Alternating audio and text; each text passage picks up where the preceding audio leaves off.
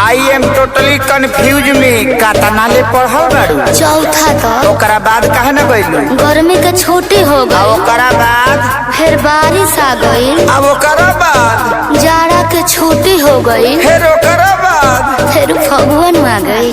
फिर ओकरा बाद रे इतना छुट्टी मरनी नो कि पढ़े के आदत छूट गई। बैगन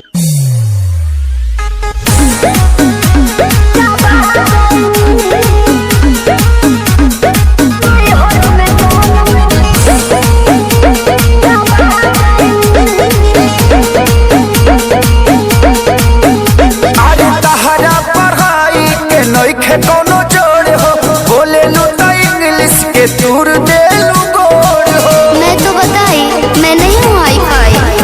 अरे तहरा पढ़ाई के नइखे कोनो जोड़ हो बोले लू तो इंग्लिश के तूर दे लू गोड़ हो। का चाहतनी जी? ऐसन भाषा से हम पगला गईनी। सुनी बेचे कापे किताब भोजा खा गईनी। राजा नहीं हर में राजा नहीं हर में गोलम चापा गईनी। राजा नहीं हर में गोलम चापा गईनी। अच्छा एगो बात बताओ, तारा संडे मंडे याद बा? हाँ जी। तो सुनाओ तो।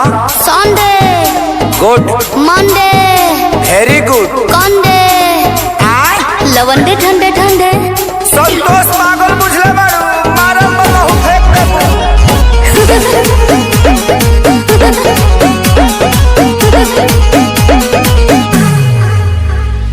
अनपढ़ के तू ताला पहलू एजेंसी रह तू पढ़ल होई ते आशा में वैकेंसी। भोक भोक बुतत रहा पढ़े घरे दिया।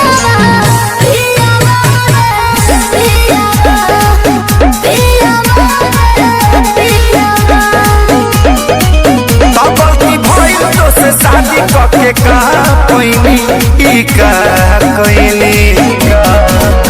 बेचे कापे किताब भोजा खा गईनी। राजा नहीं हर में राजा नहीं हर में गोलम चापा गईनी।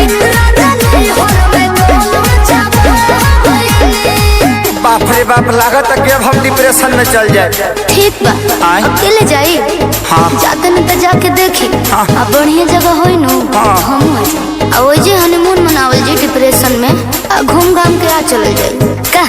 अब ते सफा संतोषरा बना देबे का भाई कुछ गलती हो गल का? ना ना ना तू आ गलती।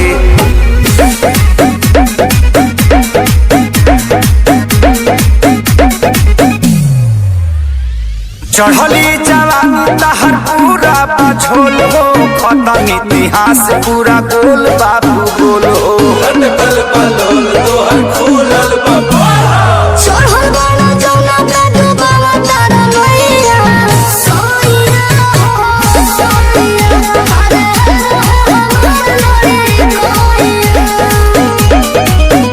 कहे अखिलेश के सारी हम खा गईनी हो खा गईनी। बेचे कापे किताब भोजा खा गईनी। राजा नहीं हर में राजा नहीं हर में गोलम चापा गईनी। राजा नहीं हर में गोलम चापा गईनी। लास्ट में तरह से को सवाल पूछी ना जी। ई बताओ कि लिंग क तरह के होला? 3 तरह के। कौन कौन? स्त्रीलिंग, यस, पुल्लिंग, बिल्कुल यस, अडरलिंग। हाँ अब बुझा गल दुर्गेश नहीं बना देवे ते हमके। पूछी